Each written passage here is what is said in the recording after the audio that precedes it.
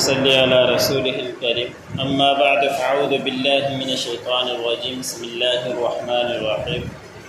افلم يدبروا القول ام جاءهم ما لم يأت آباءهم الأولين ام لم يعرفوا رسولهم فهم له منكرون ام يقولون به جنة بل جاءهم بالحق وأكثرهم للحق كارهون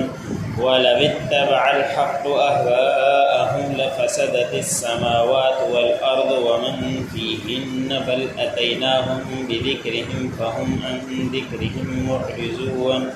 ام تسألهم خرجا فخراج ربك خير وهو خير الرازقين۔ سورۃ المؤمنون کا درس چل رہا ہے۔ اسی صورت کی آیت نمبر 68 سے لے کر 72 تک تلاوت کی ہے۔ تو دوستوں، آیت میں اللہ رب العزت نے کا بیان فرمایا کہ جب قرآن پاک کے ان کے سامنے تلاوت کی جاتی ہے تو اس وقت وہ تکبر کرتے ہیں اور کہتے ہیں کہ یہ پہلو کی قصے کہانیاں ہیں اور ان کی طرف توجہ نہیں کرتے اور غور و فکر نہیں کرتے۔ آج کے آیت میں اللہ رب العزت نے فرمایا کہ ان لوگوں کو کیا ہو گیا کہ کیوں اس قرآن پاک کے اندر غور و فکر نہیں کرتے۔ اللہ رب العزت نے جتنی بھی کتابیں نازل فرمائی ہے سب سے اہم کتاب وہی قرآن پاک ہے، اور اس کا ذمہ اللہ رب العزت نے اٹھا رکھا ہے کہ اس کے اندر کوئی زبر زیر الف یا کی بھی غلطی نہیں کر سکتا، چھیڑ چھاڑ نہیں کر سکتا۔ اس سے پہلے جتنی بھی کتابیں نازل ہوئی ان کا ذمہ اللہ رب العزت نے نہیں لیا تھا، تو ان کے اندر لوگوں نے چھیڑ چھاڑ کر دی، اپنے مطلب کے مقاصد اس کے اندر سے نکال لیے تھے۔ لیکن یہ قرآن ایسا ہے کہ اس کے اندر ساری دنیا کی آخرت کی سب کچھ اللہ رب العزت نے بیان فرما دی ہے، لیکن اسی لیے اللہ رب العزت نے بار بار بیان فرمایا کہ اس کے اندر غور و فکر نہیں کرتے۔ حالانکہ قرآن پاک کو ہمیں پڑھنا چاہیے اور اس کے مطلب کو سمجھنا چاہیے، جہاں سمجھ میں نہ آئے اپنے بڑوں سے پوچھنا چاہیے، اور سارے کام اللہ رب العزت نے اس کے اندر بیان فرما دیے ہیں۔ علماء اکرام بیان فرماتے ہیں کہ کوئی اگر اچھے طریقے سے اس کا ترجمہ پڑھ لے تو کبھی بھی وہ پوری زندگی شرک کی طرف بھٹک بھی نہیں سکتا۔ تو اللہ رب العزت نے فرمایا کہ یہ قرآن پاک کے اندر غور و فکر نہیں کرتے، یا یہ کہ ان کے پاس آئی ہے یہ ان کے آبا و اجداد ان کو نہیں جانتے، حالانکہ اس سے پہلے جو لوگ قرآن پاک جب نازل ہو رہا تھا وہی لوگ حضرت ابراہیم علیہ السلام کو، حضرت اسماعیل علیہ السلام کو مانتے تھے اور کہتے تھے کہ وہی ہمارے پیشوا ہیں، لیکن اس کے باوجود بھی اس قرآن پاک کی طرف غور و فکر نہیں کیا کرتے۔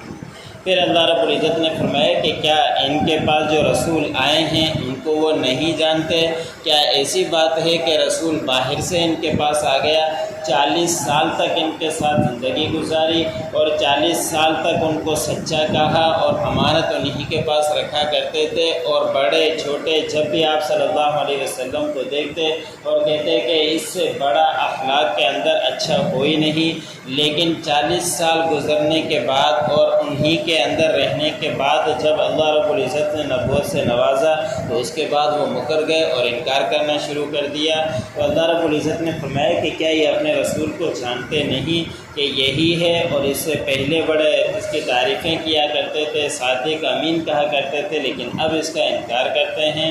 یا کیا وہ یہ بات کہتے ہیں کہ ان کو جنون ہو گیا ہے، کہ ان کے اوپر جادو ہے، جنون ہے، اور بہکی ہوئی باتیں کیا کرتے ہیں، ان کے اندر پاگل پنا ہو گیا ہے، الیاذ باللہ،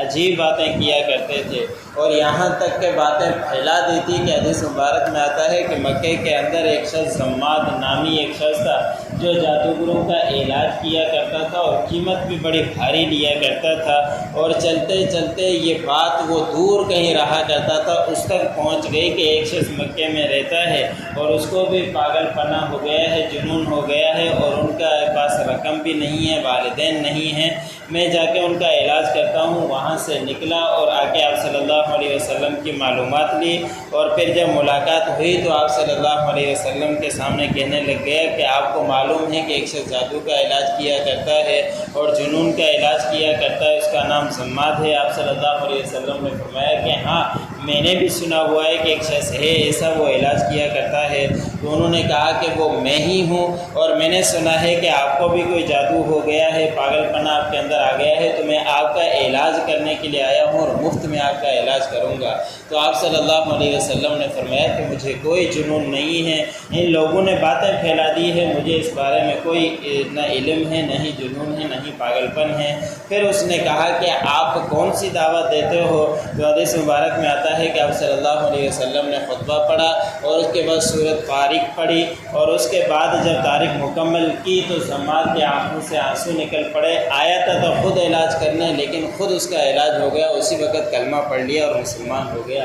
جو مانتا ہے تو پھر وہ دور سے بھی مان لیتا ہے، جو ضد پر آتا ہے وہ اپنے گھر کے اندر قریب رہتے ہوئے بھی نہیں مانتا۔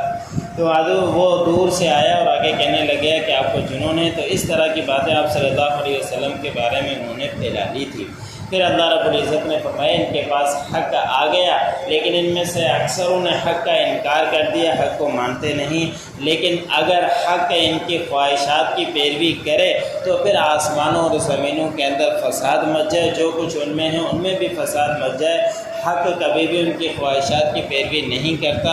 حق آتا ہے اور ان کے سامنے لیکن نہیں مانتے، تو ان کی مرضی ایسے نہیں کہ جیسے وہ کہیں اور ایسے ہی چلتا رہے، ایسے معاملہ نہیں چلے گا۔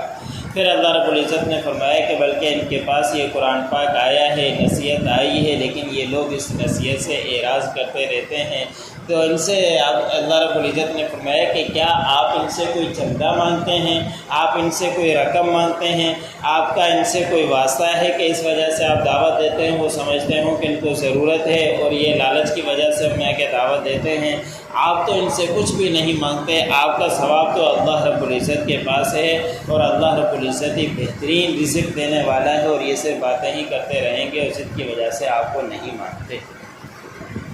افلم یدبروا القول، کیا ان لوگوں نے غور و فکر نہیں کیا اس قرآن پاک کے اوپر، ان باتوں کے اوپر؟ ام جاءہم ما لم یأت آباءہم الاولین، یا ان کے پاس آئی ہے ایسی نئی بات جو ان کے آباء و اجداد کے پاس نہیں آئی، حالانکہ حضرت ابراہیم علیہ السلام کو مانا بھی کرتے تھے۔ ام لم یعرفوا رسولہم فہم لہ منکرون، یا نہیں وہ پہچانتے اپنے رسول کو جو انہی میں ہیں کہ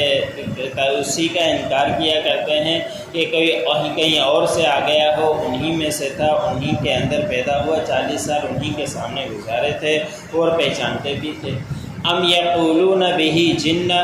یا وہ کہتے ہیں کہ اس کو کوئی جنون ہو گیا ہے، بل جاءہم بالحق، بلکہ ان کے پاس آیا ہے حق، واکثرہم للحق کارہون، اور ان میں سے اکثر لوگ حق کا انکار کیا کرتے ہیں، حق کو ناپسند کرتے ہیں۔ وَلَوِ اتَّبَعَ الْحَقُّ أَهْوَاءَهُمْ،